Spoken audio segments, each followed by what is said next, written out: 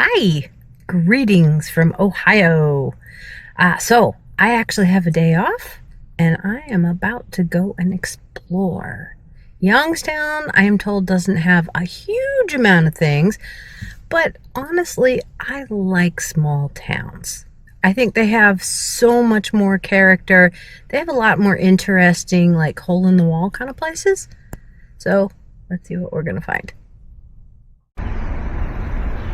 Alright, so I'm now in what appears to be a historic portion of downtown Youngstown, Ohio. And I see this gorgeous old stone Episcopalian church. Looks like it has some beautiful stained glass in there. Another church down there. There's churches on every block. And then I see this incredible building. It is a freaking castle. Look at this bad boy. Once I parked, I was like, I have to walk down and check this out because this is gorgeous. And it turns out that this is one of the oldest buildings on the State University campus. This is Jones Hall, built in 1909. And it's stunning. It looks newer than the church across the street. But wowza. I'm guessing it's probably lecture halls in there rather than dorms, but wow, that's beautiful. The grounds are beautiful.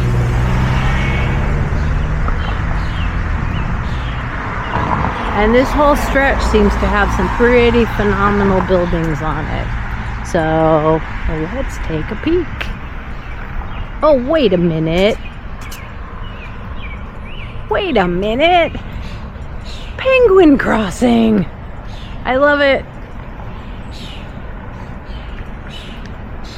I'm guessing that's probably their mascot. But I'm picturing little penguins working their way around. Oh God, that's adorable. And another penguin crossing.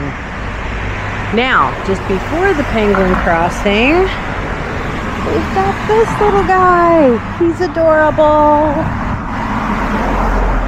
Maybe he's supposed to be a penguin. He certainly appears to have the logo on him. So this little guy brings back some memories because there is a town in Canada that I went to, and every single hydrant is painted. And each one has a different theme. So the one outside of Tim Hortons is wearing a Tim Hortons outfit. The one outside of the police is, well, the Mounties, is in a Mountie uniform. And even more fun, the one outside the bank was a bank robber with a bag of money. So we drove all over town checking them out. It was fun. Now coming up here, we have a Museum of Art, the John J. McDonnell Museum of Art. And over here, we have the Butler Institute of American Art, which is another phenomenal and massive edifice. Beautiful arches up there. Probably come back and check that out later, but I have something else in mind for right now. And speaking of churches, we saw the Episcopal Church. Now this appears to be another church. So we'll see what that one is. I can't read that from this angle.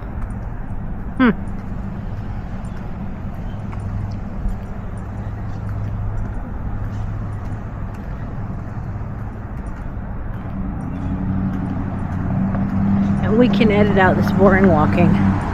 We don't need to leave that in.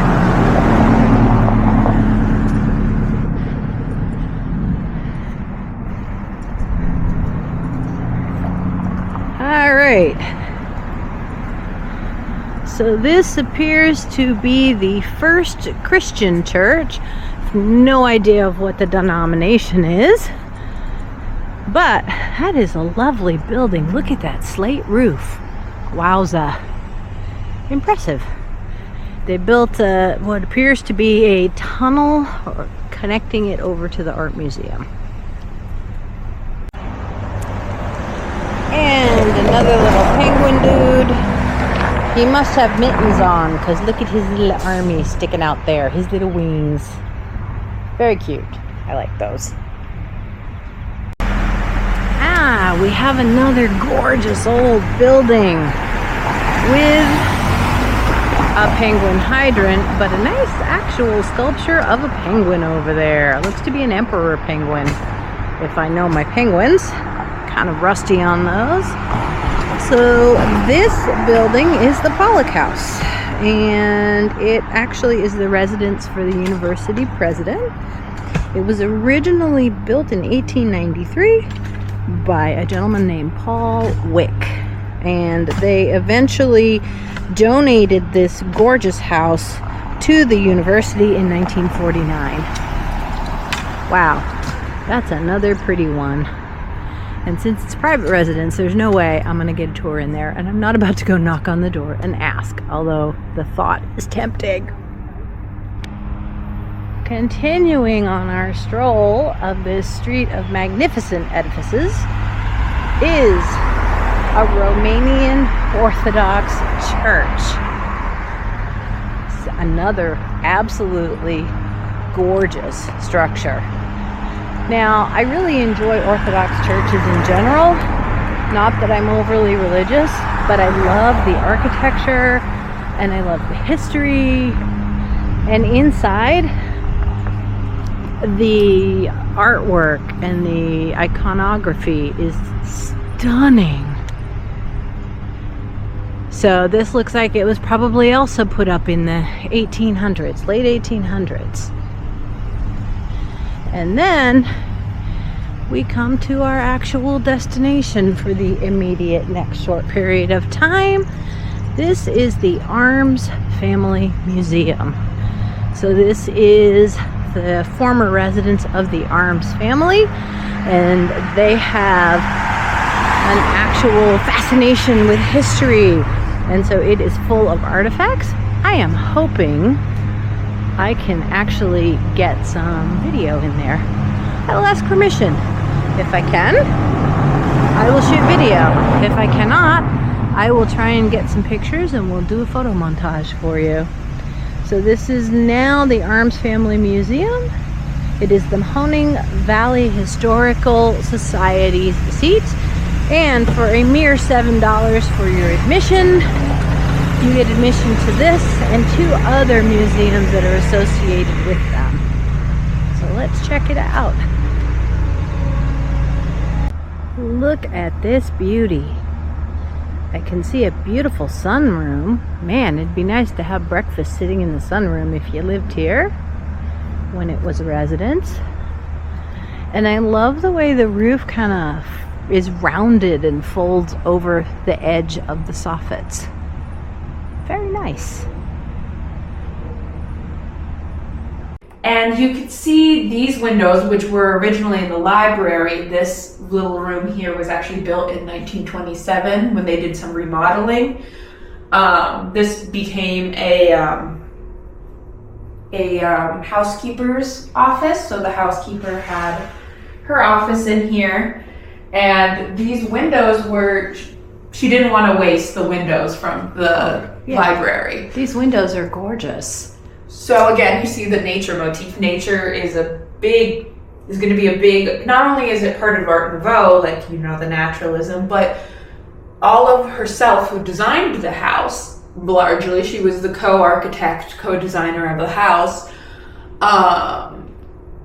loved her garden. Unfortunately, the garden is no longer. I heard rumors that they were considering like trying to start up the garden again as it was. But you'll see a lot of, not just flowers, but also fauna. You have the flora and the fauna and the decorations. This is a picture of Olive. In her garden. In her garden. You could see that she's essentially kind of standing where we are right now around here.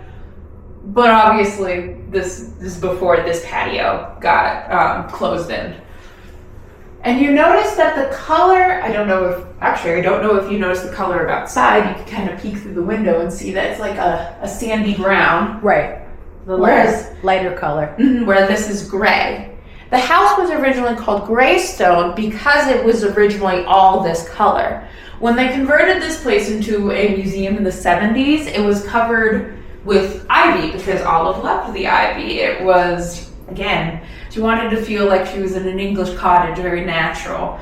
But the bad thing about ivy is that it can, get into the cracks. It destroys the stone. Yeah, it destroys the stone. So they power washed all the ivy off and it changed the color of the house. But since it was enclosed, we can see the original part of the house right here, called Graystone, because rich people like naming their houses. Here you see the potter's shed. So as you can figure out, it was where the gardener kept all of his equipment. It's pretty small, actually. For the size of the grounds? Yeah. That's pretty small. Yeah. He also lived out in the carriage house, like the upstairs. It was originally called a car barn. Car barn / carriage house. Obviously, they had no carriages. They were modern people. They had cars by 1906. But upstairs, that's where the chauffeur would live, and also the gardener lived in there. So essentially, the male staff lived there. Unfortunately, the servants' quarters upstairs are no longer intact how they were, but that's where the female staff would live. They had live-in servants, at least for the beginning part of the house's history. Sorry. I lost my train of thought.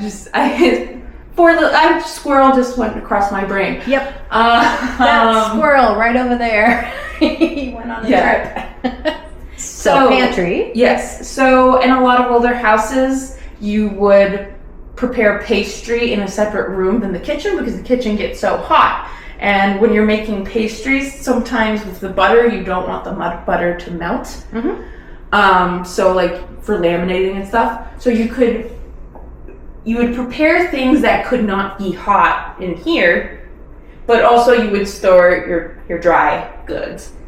So it was. And I see we have the servants, like, where do we need help? Yes, that's exactly what it is. Like in Downton Abbey, you see the bells. This is the updated version. We ran on electricity. Unfortunately, it no longer works, so now we are just permanently called to the reception room. And I'll point out the buzzers as we go through the house. And there's also this window right here. So you would also prep the food, like plate the food in the non-fancy stuff. And then you would pass through. Oh, look at that sink. That is a copper sink. Wowza. And then this was not originally an elevator. They put this in a lot later to be ADA compliant. Originally, this is where the ice box stood. Okay. And then eventually a refrigerator. This area right here would have been the service door for like packages and stuff. So there was just the mail slot if you just had mail. But if you had a package, he would come in and he'd come over here. Oh, sorry. And he'd ring the bell. So they knew. Yeah, so they knew. And then someone, obviously this has been redone. This is very 70s. But they would come in and there would be a window like this, not this exact, and they would slide open the window and they would take the packages so that way the guys didn't come into the house. They didn't need to come into the house. And you see those gates? They moved those gates for some reason. I'm not sure why they did that, but again, it was the 70s. They were doing all sorts of things that I think are silly. That sink is exquisite. You can see where the the gates were originally. So there would be one here to keep them from coming in the inside of the house. And then there would be one here to keep them from going down into the basement. You notice that these are quite fun. These are the old version of the light switches. Normally, from previous experience, I was always used to the buttons. I grew up with the push buttons. The push buttons. My great aunt's house had the push buttons. Yeah, but I haven't seen this shape before. These were new to me, and you just turn it, or you turn the right one. That one doesn't work. There we go. And then it comes up. And again, you could see when I was talking about that cheaper wood, this is the pine made out of yellow pine on the inside. And then, so the door is mostly made of the yellow pine, but they put, because we're going to be entering the main house, they put a veneer of oak on top of it. So it's a cheaper door with the oak on top. But it still looks nice from the family side. Yes, that's what's important. So this would be the entryway. Yes, that is the bathroom. Ooh, With the one you can go in. I'm excited. You can poke in. You'll see there's a toilet in there. There is. I see the cabinet. Yeah, you can look inside the cabinet. They have it staged with some beauty products from 1900 to about like the 1940s. Yeah, old lipstick and the sink. And oh goodness, look at that seat. Okay, I'm gonna have to get out my phone because it is too dark. So she saw this at a manor in England, and unfortunately it doesn't work anymore, but the pulley system doesn't work anymore. But how it would work is you would, pull down the weights or lift up the weights, and this hood would go up and down, and that would control the heat. And then right now you've got a brazier in there. Actually, all of the fireplaces, there's 7 fireplaces in the house. None of them are actually wood fireplaces. They're all gas. Oh, okay. Again, it's all about looking old-timey. But having the modern the comfort. latest and greatest modern conveniences. It's all about the aesthetic. They didn't want to actually live like they were in the medieval period. Which I don't blame them. And you notice that there is a 6 on there, and that stands for 6 stone. Are you familiar with stone? It is a British system of measurement. Weight. Yes, weight. Weight. Yeah. 6 stone. So that is about 84 pounds. That's a 6 stone weight. Yes. Okay, and you have 2 of them. It's about 84 pounds. It's hard to believe looking at that that's 84 pounds, but... Hey, cast iron is heavy. It is. It's very heavy. And then you see here, this was a common thing in old fireplaces in the old world as well. It has like a blessing in Latin, and that was to bless the hearth, because obviously the hearth was life in the early days, because it provided you with heat, it provided you with food. So you have to bless the hearth, and then there was another one over there that's missing. Yes, and it's been missing for a very long time, because you can see there's a picture of the fireplace. You can't really see it in this perspective, but because she has this in front. But they never put these in order, and it drives me a little batty. You'll see. Where do they have it? That's not it. You see some of her sketches as no, this is the one. That's a different one. This is a different one. It actually isn't like that. Where did they put it? That's beautiful, though. You would think they would put it in order, though. You got your long ship on there. But you could see her designing it. This was her, her original sketch. That's what she wanted it to look like. And the ship was intentional, because even though Olive is sort of the star of the show around here, Wilfred, in fact, lived here too. And he loved ships, so she made sure to throw him a bone every once in a while, put a ship up. Apparently they just don't have that photo anymore. That's a shame, because in the one photo, you can see the entire, this entire room, how it looked in 1920. which it's really cool because you can see that a lot of it is the same as it was in 1920. And you see more little medieval inspired paintings in this wall.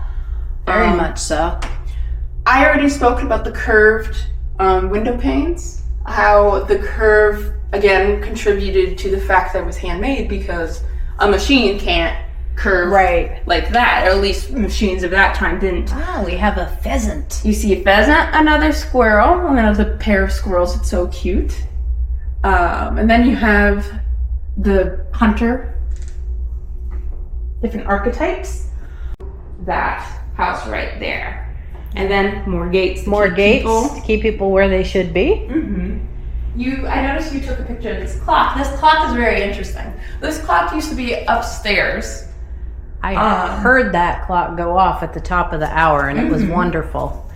And this clock is actually older than the house. And the way we know that it's specifically from the late 19th century is because if you look here, it says Pittsburgh, Ohio. Do you notice, not Ohio, it says Pennsylvania.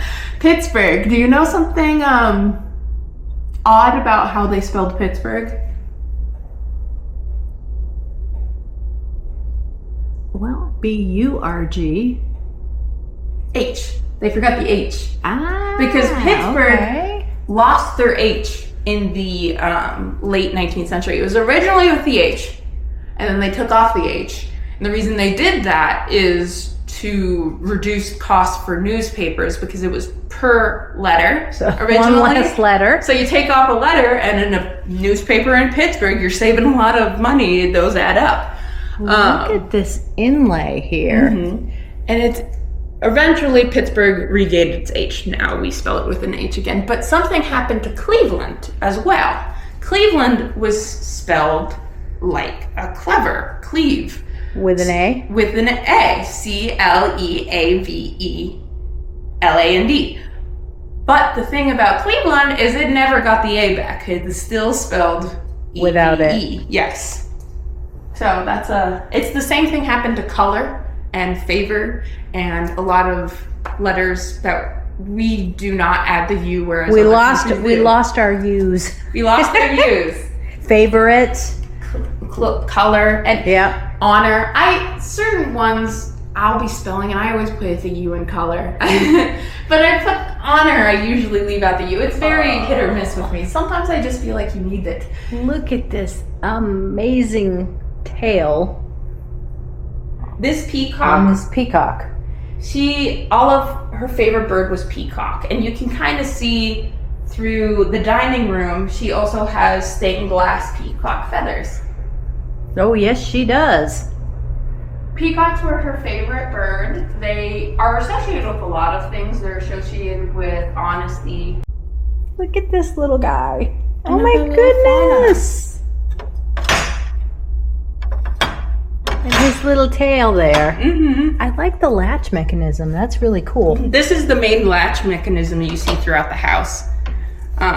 This sort of like pick it up and then it goes in. That's basically on all of the doors, or at least the original doors. And then there's this, which is sometimes very hard. There's an office upstairs where my boss works, and sometimes when I have to go in to talk to her, I'm like trying to get in, but it gets stuck.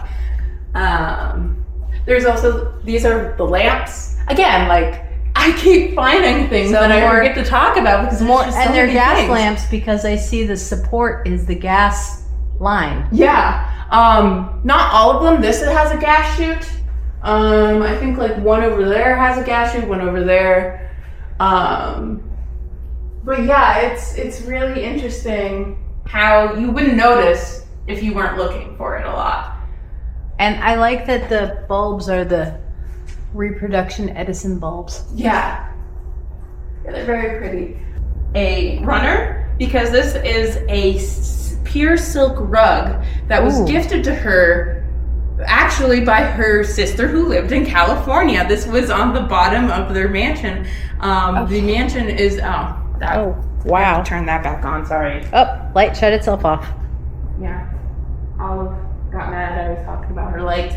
Olive, we like your lights. But look at this. Wow. Yes. Actually, the house that this came from is under renovation for a museum, and it is in LA, so. Unfortunately, I do not know. I think it was Bonnell, the Bonnell house, because they're her sisters. She was very close with their sisters, even though, again, one of her sisters lived out west. They always converse. That's one of her sisters. That's her sister. Oh, yes. Strong family resemblance. Yes. Those are also her sisters. That's one of the older two sisters. I believe that is Annie. I could be wrong. We have 4 of them over there. Yes. Yeah, I believe that's Annie. She's one of the older two. And then those are the 4 youngest. Catherine, Carolyn, Laura Bell, and Olive. And that looks like that's like 1890s, early 1980s. 1880s. You could tell by the bangs, the micro bangs. It actually, I think, would be very early 1890s, late. Because I was looking at the clothing styles. You see, towards the 1880s and the really early 1890s, the sleeve goes directly up. Whereas through the mid 1890s, it folds out like balloon, and then it goes where you had your mutton chop. Yes, sleeves. and then you had just the teeny bits in 97, 98, and then it went straight up again for just like a hot second in 98, and then it went to a completely flat arm side in 1900. That's one of my favorite periods, is the late 1990s into the early 1900s. I do a lot of hand sewing of basically living history garments. Yeah. So I'm familiar with the different construction techniques because I'm actually doing them. I like to do that. I do my minor is in costuming. Right now I'm going for museum studies, but I was a fashion degree, and then I would like to get into living history, but the only one is Hale Farms, which is in Akron. And they didn't call me back, so that's a bummer. They're lost. And we have another fireplace with birch. That's fake. Some birch, fake birch. It's fake.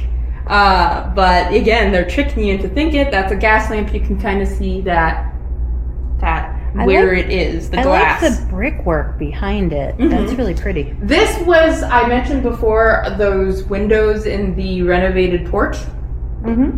This is the renovated room. This is the library. So she decided in 1927 or 1926, whenever she decided it, she probably decided it before she renovated it in 1927, that style, although beautiful, is very grungy and dark. She wanted something a little airier. So so those windows were originally here. Yes. So she decided to do it in what was referred to as the Tudor Revival style. You can kind of see how the way the bricks are kind of constructed. They're kind of constructed like old abbeys, because during the Tudor period, they were seizing abbeys and making them to private residences. You can see that on the table below. You see more family members. That is her mother and father in the middle.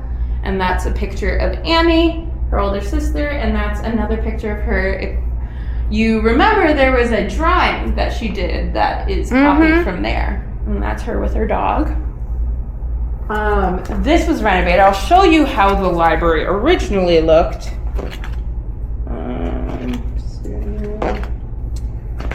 Look at the carving on that chair. Wow. That's gorgeous. One day when I'm rich from museum work.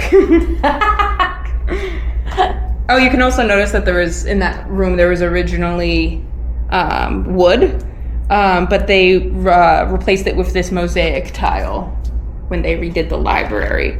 Where is it? Oh, this is annoying.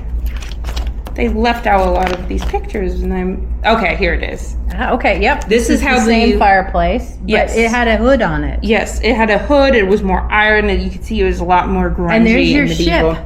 Now is the ship. There's your ship above it. The ship is in the other room now. Yep, nice and porch. that's where we're gonna see. That is the solarium now. It was originally an open porch, as you can see. Oh, look at this secretary. Oh, gorgeous. And you could also see the paintings above. That is her parents in when they were younger. So that is 1870s portraits. There's Dad, and there is Mom. And Mom was came from a wealthy Youngstown family called the Wicks. The Wicks were one of the first big families in Youngstown, and This is Wick Street. Yes, named after them. yes, I'm sure. named after her father, who was Caleb Wick, who was like one of the founders. Obviously, Young was the founder, Youngstown, but he was one of the big dogs in the establishment. And when you get here first, you get all the money, essentially. So they were wealthy.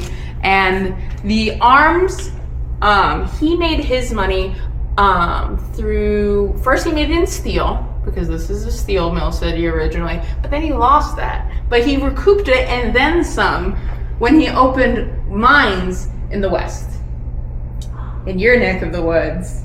So he is, there's the spinning wheel. Spinning wheel. Yes. Oh, never used, I'm assuming, by them. I'm sure someone used them. I'm sure once upon somebody a time. used them, probably not them. Yeah, definitely probably not them. Honestly, I've used a drop spindle a lot, but I've never used a wheel.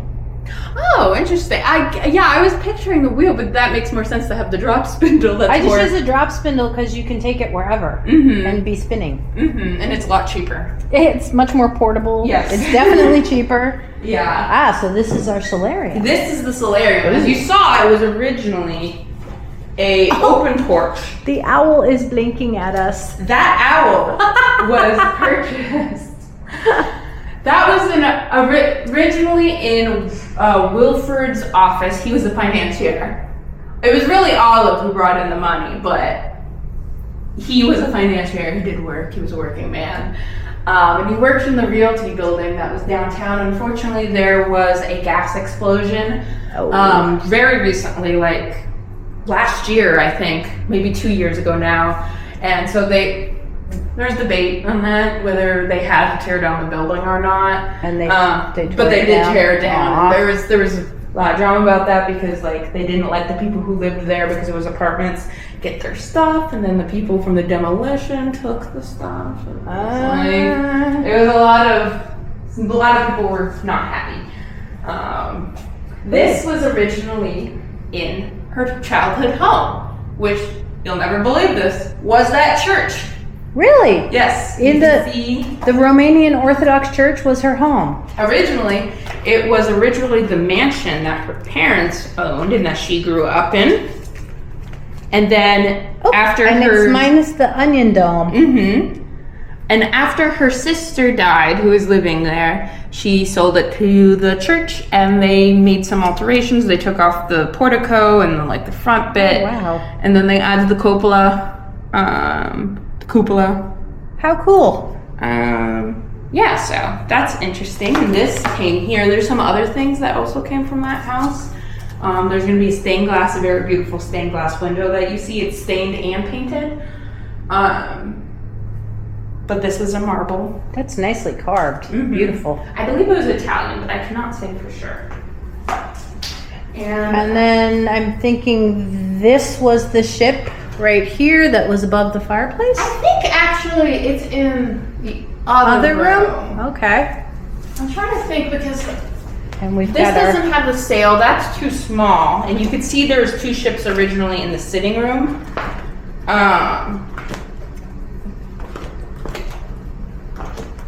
Where is it? They drive me crazy. I have a show you. And then I'm curious, so I want to see what this water jar says. Yeah, I have no idea. I don't even know if they had any idea. Okay. What does it say? Let's see. It says water jug or something. Come on, translate it, will ya? Maybe I need to get closer. Which is less fun. This is a whole place, like you could just call out things one after another, and looks to be another silk carpet, gorgeous silk carpet. This actually doesn't usually have a runner, but I guess for Christmas they put it down, and I guess they figured that it was a good thing to keep. Not a bad idea, actually, because it's gorgeous and it will save it a lot of wear and tear. Okay. Who's next with this? Oh, you have a pot crane. Inside Look at that. CD Arms residence. CD. That must. Oh. And so he had to go out. It was like in the 1870s, I believe. He had to go out and check and see what's going on. And the girls thought this was very romantic, like old, kind of traversing the Old West in a coach. So all of the daughters had a little photo shoot where they got into an old coach. Aww. And they imagined what it would be like with their father going out west to go look at the mines, and they had that photo shoot.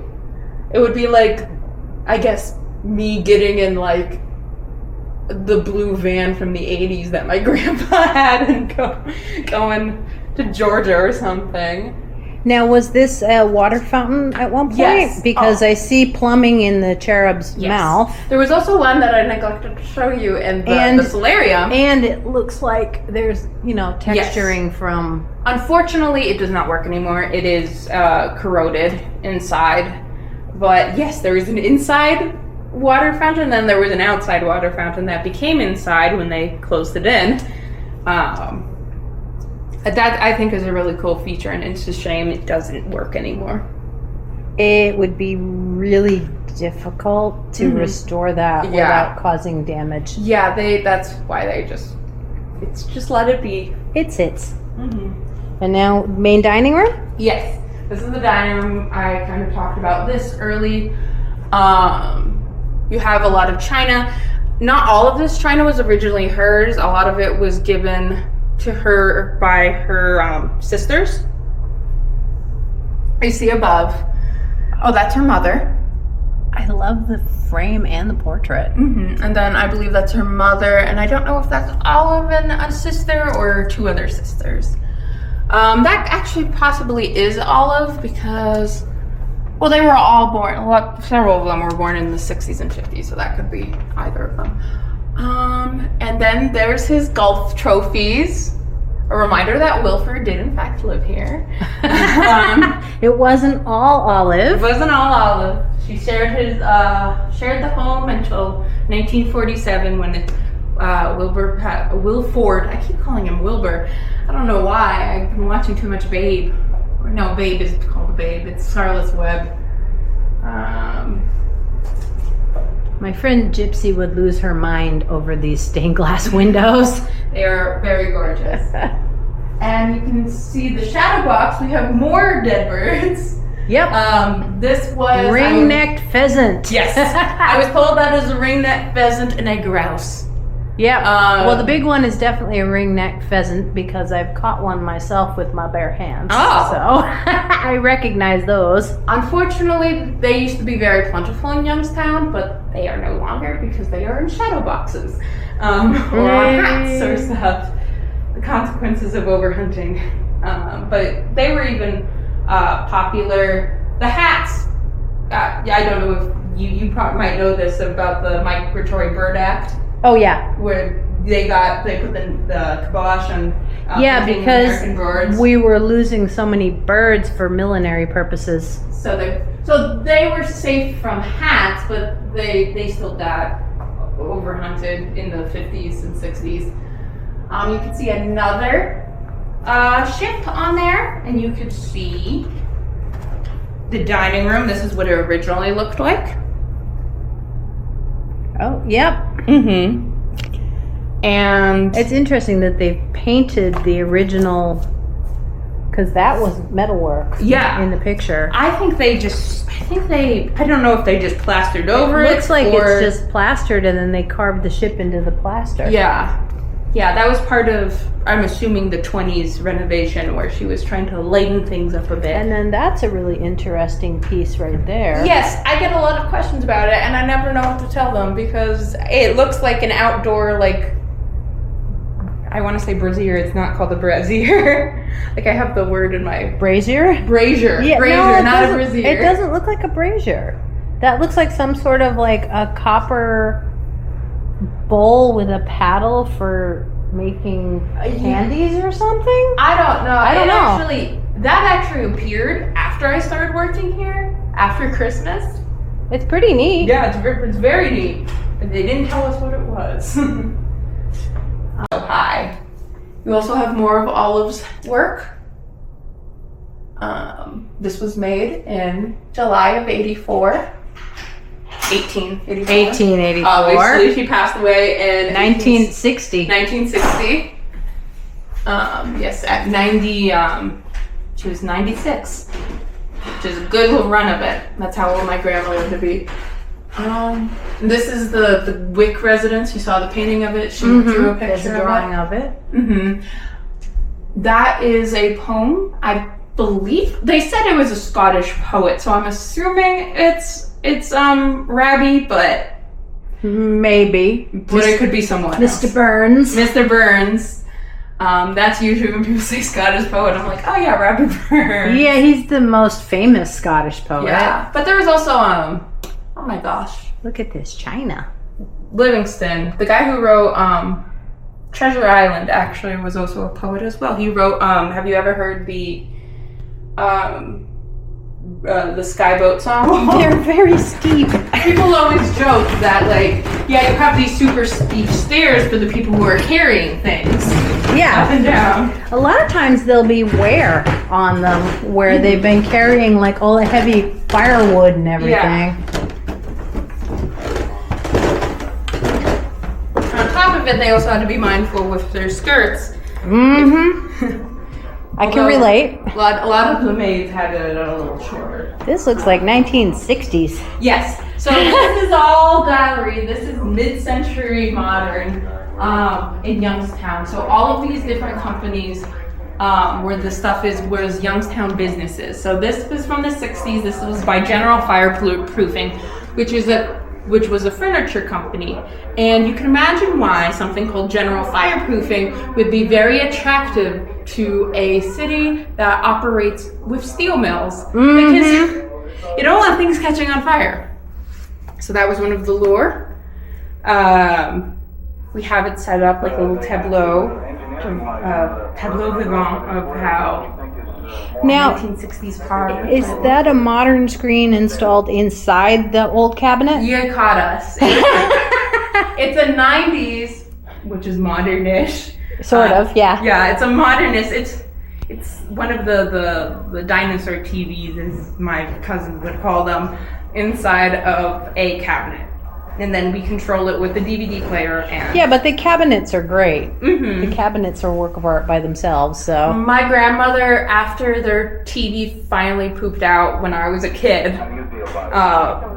she removed the TV from the cabinet and just uses it as like a stand. She put a little nativity scene in there and there's a light. I've seen someone who had one of the really big ones like I grew up with, and when they took the guts out of it, and it's now literally the cat TV because the cats go in and hang out in it. The one that was in my grandparents' house was pretty big because they were still using it when I was little, so that was... Yeah, ours was huge. So this is Placky Toys, which was a toy company that was local, and they had the genius idea in the 30s. It was like, hey, we can use plastic for kids' toys. And then they had the extra genius idea during the war when plastic was on ration. They're like, what if we made wood toys? Let's go back to wood. Yeah. And you can kind of just peruse around. I had never heard of this company actually before working here. I like the apron. I've had some people tell me that they remember working here, but way cool. It originally started because he had like, you see the play keys? Yeah. They were just from a silver chain with colored plastic for like samples. And then he noticed that his baby was like Wants to play with it, so he was like, that's an idea. Hey, it's a toy. And There the range is- looks familiar. As does, I actually have that mixer, but mine does not have a jadeite bowl. No. I wish it did. That I believe is the Betty Crocker book. I don't know. Yeah, it's not the cookie book, because that's the original Betty Crocker book that I have because it was my grandma's wedding present. And then she lost it when she was moving, and then she made her mother get her a new one. Okay. So all was well that ended well. It was her wedding present in 1953. And this is from Youngstown's kitchen. So it was funny, this was actually found in California in a box, unused, because this was like, it was a they would make the set. It was kind of like IKEA, kind of. Right, you pick your thing and just plop it in. Yeah, you pick your structure. The man would come with his briefcase. You'd build the kitchen. Here's your little model kit. Oh, I love it. You'd build the kitchen and you'd put it together. Obviously, it was post-war, so housing market was booming. Everyone wanted a house. They wanted it quick, and they also wanted it sleek and modern. So this was definitely a period of its time because it was quick and modern. Unfortunately, it did not last because thing about steel, it rusts. Mm-hmm. Not ideal for a kitchen. I mean, it's enamel, but your enamel gets dinged. Yeah, and then yeah. That's why this is in such good condition, because it was never used. Mm-hmm. Yeah, a lot of people tell me, oh, that's my so-and-so's kitchen. Oh, that's in my basement. Oh, my first house had that. Like, yep. Mm-hmm. This is kind of self-guided. They have all of the different information about everybody. There. Ooh, look at her gown. Mm-hmm. I love that gown. Love her gown. She was a music teacher, as you can see, in the late 70s. 1870s. 1870s? My mom always jokes with me when I say, oh yeah, in the 70s, oh yeah, in the 80s, and she's like, Natalie, you have to be specific. Which century? Yes.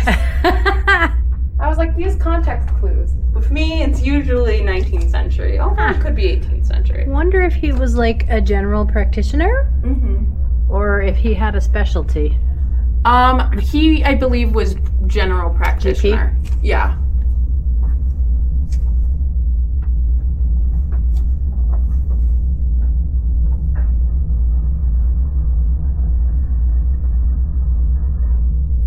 I also love her dresses. I'm a sucker for dresses. I live in them. Mm-hmm. I'm working on my 1890s petticoat right now, so. I'm making myself a cage crinoline. That's nice. I got some crinoline because Joann's were closing down, so they had some cotton crinoline. I was like, I'll use this eventually for something. Well, mine is the cage crinoline. Yeah, you're getting the cage. And I call it my heavy metal underwear. Yeah. Because it weighs about 25 pounds. Yeah. I do not trust myself to make a cage. Well, you'd have to be real careful if you're on an open flame. Yeah. That's why they went out of style. Yeah. People burning to death. I just don't trust myself around wires or anything because I poke myself enough as it is. Well, I mean, I seal the edges pretty well. Mm-hmm. Sew it into the casing. Because I worked at a fashion museum, Kent State. Kent State is a fashion school, and I worked at the fashion museum there. These are some of the tiniest garments I have seen, the tiniest waist. Like the ones, this is abnormal. Like people always go and they were like, oh, they were so small. I was like, these guys are crazy. These guys are super tiny. These guys are super tiny. They're not usually that tiny. They're tiny, but usually I also have to explain it's all around. Like their chests weren't big either. They would pad. This looks like it's 1930s. Yes. This polka dotted dress. So it's kind of confusing how they do it. They start over here with the 1840s. Yeah, 1940s. And then they move over. So you have this wedding dress, which was from the town I grew up in, Poland. It's the oldest town in the Western Reserve. If you have time, it's down the road. You can see some houses if you're just driving through. And then this is my qualms. They gave all of the stuffing to her for some reason, and none of the stuffing to her. And she doesn't have any to puff up her mutton chops. Yeah. So it's like, so people always look at this one and they're like, what's going on? I was like, that's supposed to be somewhat floppy. I don't know why they poofed out that one, but didn't poof out this. I don't know. And they also gave her a bustle, which she's not supposed to have a bustle. Uh-huh. They didn't ask me. They were here when I got here. This is the one that had the T-pin in it. At least you can't see it anymore without them. Yep, baby's got back. Mm-hmm. Baby doesn't need back. Baby needs a fantail, but she's got back. Baby's got back. And everyone loves a good house dress. Oh yeah. Mm-hmm. I wish patterned wools were a thing again. You don't really, because a lot of things people look at and think, oh, that's cotton. You know, you work with 1860s garments, and they're patterned wools, which you don't see those anymore, and not to the quality that they had back then, and that's kind of a bummer. Because wool, when you're around a fire, have wool on. Yes, because it's much less flammable, and actually it breathes pretty well. Mm-hmm. Like, and it's self-extinguishing. I wear wool much of the time. Yeah. No, it's all about, because people always go, are you super hot? I'm like, if it's hot outside, I'm hot too. But also, breathable fabrics are, when you're wrapped in plastic, it's uncomfortable. Oh, I pretty much live in linen, wool, and to a lesser extent, cotton. Mm-hmm. Olive were married under it, because they were married in the house, because they weren't particularly religious. So they just got married in the mansion. Look at that. That is exquisite. And not only is it the seasons, it's the same person. It's a young girl, spring, and then she's a young woman, then she's a middle-aged woman, and then she becomes an old woman. Oh, wow. That is like amazingly cool. Well, and it says spring, summer, autumn, and winter right on the top, so.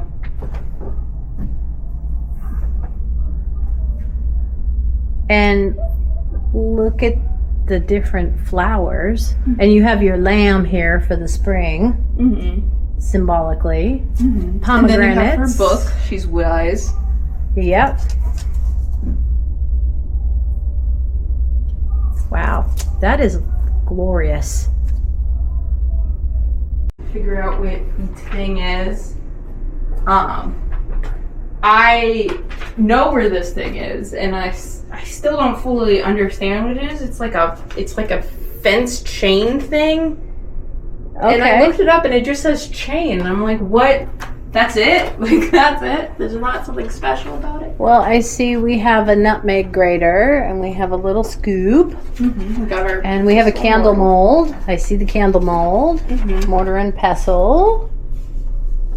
And then there's these guys. Yeah. I'm sure you could touch that thing. This is the hands-on history room. It's supposed to give the idea of what it would like being one of the first pioneers in the Western Reserve. And you're gonna go outside and go potty. I like ye old electrical outlet though. Oh, our one. Yeah. That's funny. This is where we keep the breaker. Yeah, it's all right. We have electricity in here, clearly. What are you talking about? These are a real flyer. Yeah. My grandma had to go outside as a young kid. They didn't have running water. And I have used clothespins like this and wash tubs. My grandma has these clothespins. I use them for bobbin lace. They actually work very, very well. I think they work better than the clippy, springy ones. They're more sturdy. I think I like the clippy, stringy ones for the bobbin lace though, just because it's easier to like do the clip. And then they dress. Now we can dress up. Yep. We got Townsend. We got Townsend and Son, so this is name brand. Yeah. Name brand duds over here. Townsend does some good stuff. I like some of his products. I have quite a few of his products. And these are some pictures of Youngstown, as it was 150 years ago. This is such a bummer. They tore this place down in 1920. Oh no! And it was Sam Warner's early motion picture shows were shown in there. Oh wow! Because someone might have lied to me. I should look it up to see if they were lying to me, because I think they may have been. They said that the Warner brothers were originally from not this area, but like the greater, like, Western PA, Eastern Ohio area. I don't think that's true. I think they were lying to me. But I could be wrong. Here we have a hand quilt, which is super interesting that this is a piecework quilt. Because piecework quilts were not popular at this time period, because this is from 98, I believe. 99, 98. Oh, it just says 90s. I really like the fabrics they used. And she made it for her wedding with homespun linen. So she made the linen, and then she had it printed too. So this was pretty intensive. Block printed. Yeah. Wow. That's amazing. Yeah, this was a very expensive quilt. Like, she was not messing around with this.